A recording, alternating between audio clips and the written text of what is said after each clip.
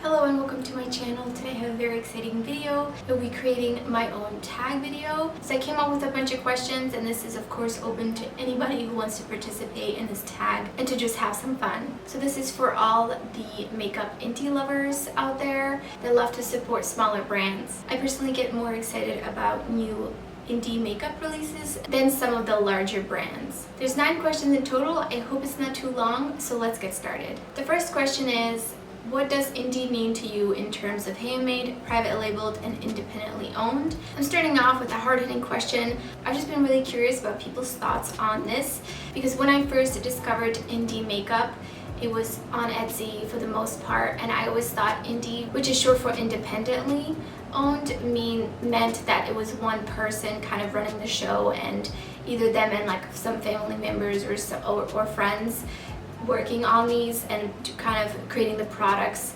themselves, so like hand pressing all the shadows, hand mixing, etc.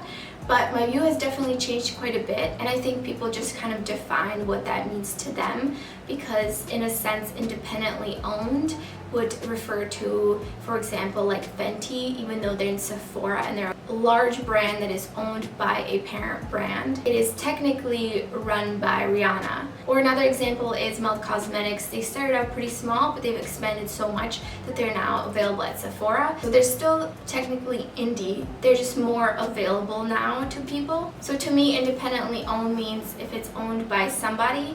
I do think I kind of draw the line at private label, because to me independently owned also means that they curate based upon what they want the brand to be.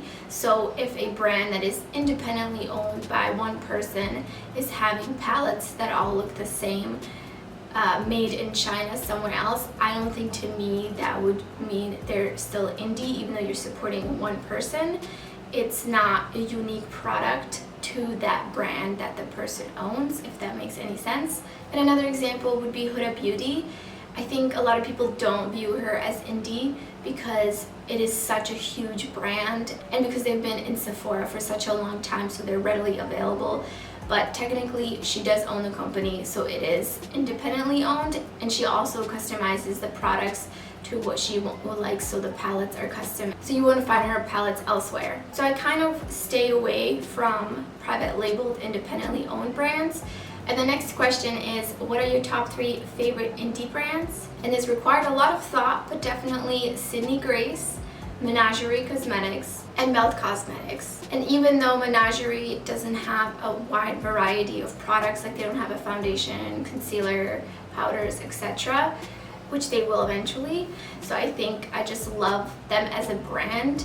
So to me, these brands don't need to be like fully fleshed out brands that carry multiple kinds of products. To me, it's more about who they are as a brand overall and what they stand for and how they represent themselves. Question number 3, which indie brand or brands have disappointed you and why?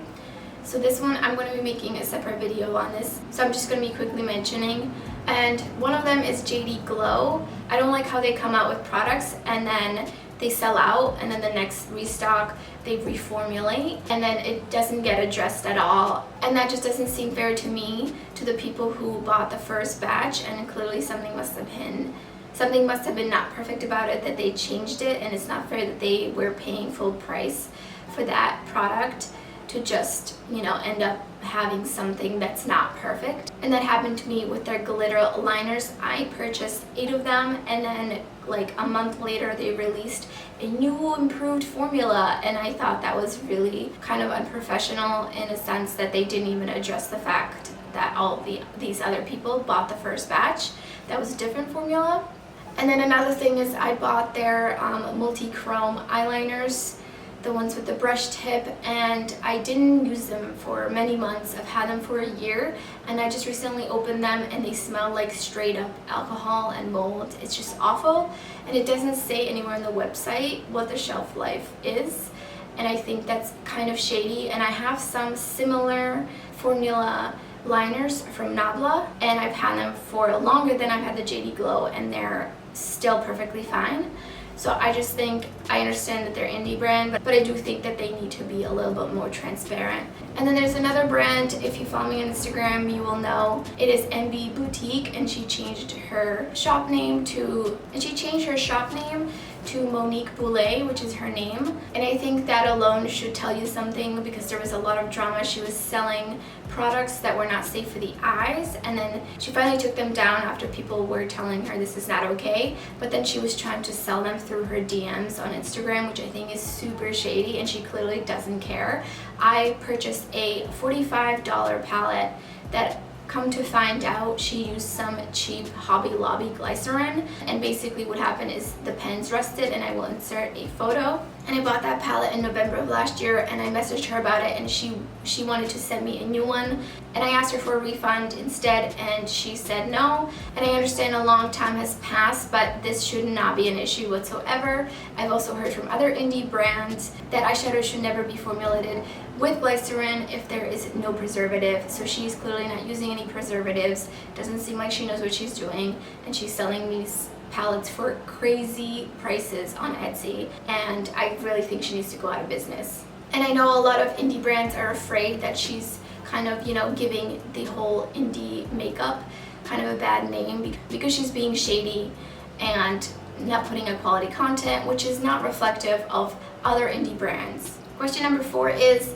which indie brands have you not tried yet that you really would like to try? I really would like to try Max Up the Makeup Cosmetics. They have some really fun themed palettes, and I just really love the packaging. And the color stories look really fun and unique as well.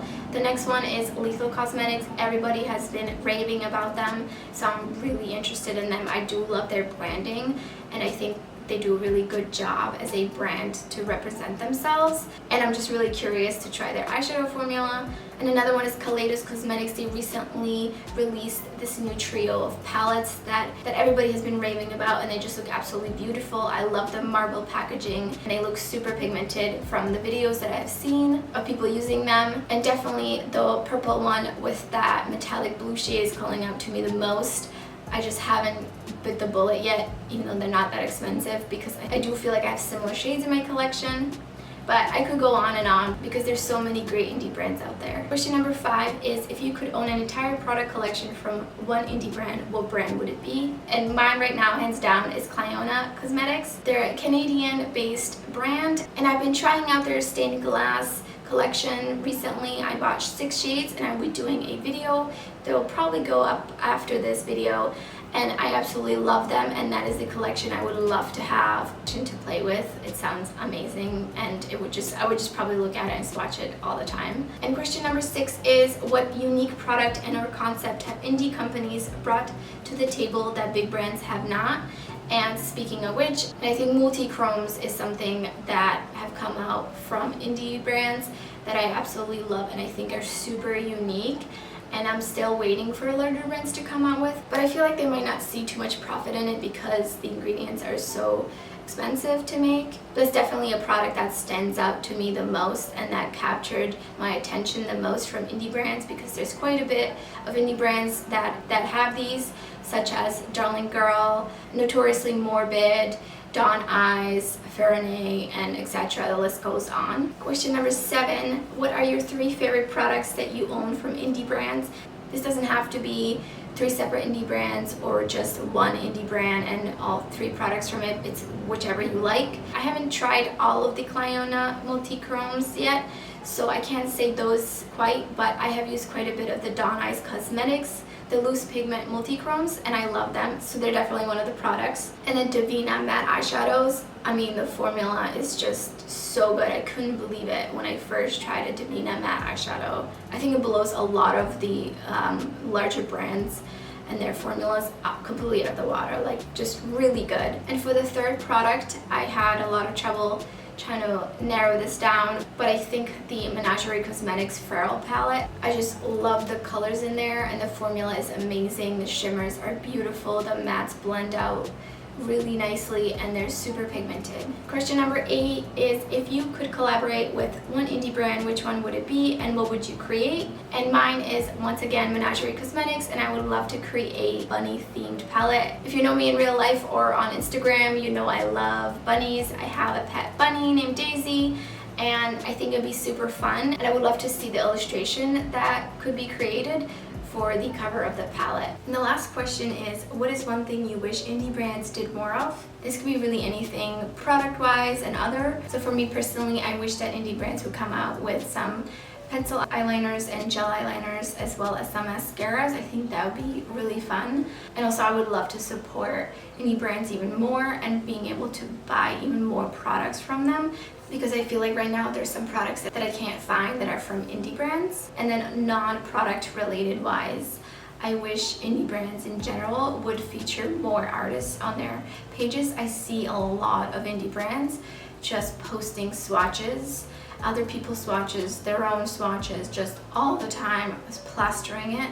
And while that's great, I think nothing sells a product better than seeing somebody using it and how it works on the eyes and the kind of looks that people can create. So I really wish indie brands would just show more people that are tagging them in their looks using their products. I think that's really strong and powerful to show, and to also show support.